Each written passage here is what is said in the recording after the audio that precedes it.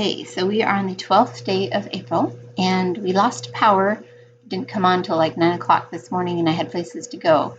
So I did not do any trading this morning. And then when I came back, you can see I'm having Wi-Fi issues this morning. It like connects and then it disconnects, and I can't get it to come back up. So I'm not going to trade because when that happens, you don't want to get stuck into a position and not be able to react correctly.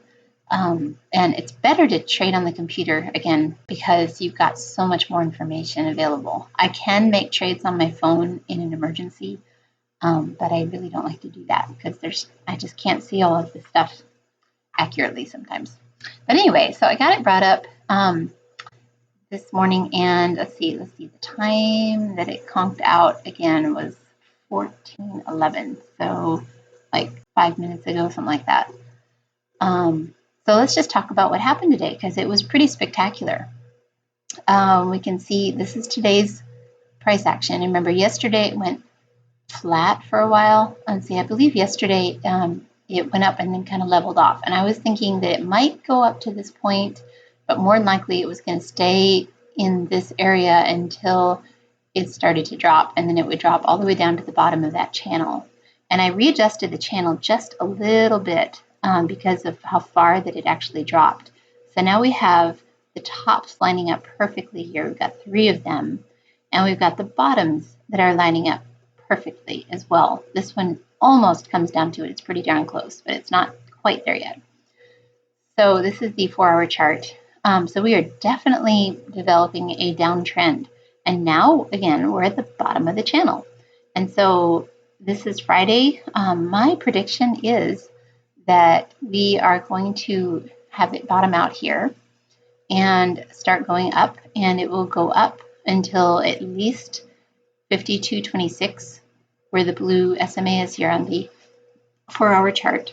And it could possibly get up even as far as, 239, 240, even as far as 260. But I really don't think it's going to go above that. So we want to wait for it to for sure show a sign of turning. And we can see that more clearly on the short-term chart here. So we're not quite seeing it yet. I got rid of the Fibonacci line on this one, and we can see that it dropped down and kind of hit the bottom of that Fibonacci line at 61.8%, which I've seen it drop even further. But since it's at the bottom of that channel, I am really thinking that it's going to be seriously thinking about going up further. Let's back out just a little bit further if we can. Well, I don't know that I can do that on that chart. So let's go up. And the other charts, unfortunately, I didn't get the information brought up before it went. Yeah, and I can't change anything. We're kind of stuck. So let me just draw a channel as best as I can with the information that I actually do have here. So the bottom of the channel, let's draw it from here to here. And then the top of the channel is going to match like that right there. And we can go and look and bring it back. So that's where it turned over. So the top here is pretty good. That'll make it more of a shallow channel. And just looking at the information that we have here, I think this is pretty good. I don't think I want to bring it up to that point. I think this is the first point that I want to really calculate from. Because obviously this one's too high. This one's a little bit too high too. And so since this is right at the Fibonacci line, it went up and then came down to the next Fibonacci line. Came up a little bit farther than the previous Fibonacci line, dropped to the next Fibonacci line. You can see a definite pattern there. And then it went up a little bit, but it kind of hit a plateau right through there. And then it dropped to the next Fibonacci line. And it's just absolutely fascinating to me how predictable that was. And remember, yesterday, what we did was we started this Fibonacci line on the peak, and then we went down to the lower point, and I chose this one instead of that one candle, just because it's a little bit lower. So we want to get it as low at the lowest point possible. And then the next point was this right here. Now I could change that up to this point, which actually ended up being a higher point. Let's see what that does.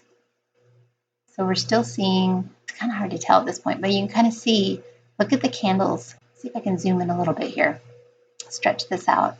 You can see that the bottom of this candle was right at this Fibonacci line. The top one is at the previous. And then it went down to the next Fibonacci line, and then it went up a little bit past the previous. And then it came down actually past the next Fibonacci line and up to the previous. And then it dropped down almost to the 100%. Okay, so now that's a lot more what I would have expected. We tend to stop when it gets into the 78.6% and the 100%. So, I mean, it's possible we'll have one more jog down to the 51.45 area, but I'm pretty sure this is going to be a recovery point here, and we won't know for sure until it actually breaks the top of this channel that I drew. And again, we can maybe adjust it just a smidge, but I think that's pretty good because you've got 2 points that are exact here on the bottom. This one isn't quite right, but neither is, well, and this one's not completed yet. So it's possible we may be able to like adjust it up to like that point right there. But again, you know, that's probably going to meet that top of the channel at just about that Fibonacci line right there. I could definitely see that happening because that's like when you have 2 points from different kind of calculations that show the pretty close to, within a couple dollars, pretty close to the same supports or resistance levels, that's usually a pretty good sign that that is going to be where it's going to go. So that's my prediction. It's going to go up to the 51.79. I'm pretty sure about that one. And let me look on the phone actually, because then I can see updated information. Okay, so we have gone up to 169 right now. So it looks like 169. So it actually went up and then dropped a little bit here. Yeah, it got up to 174. Right here was actually the peak, and then it dropped back down a little bit to like 167-ish. So that would be the Fibonacci line here, which also matches the gold SMA. And it's going to probably try another attempt up at this point.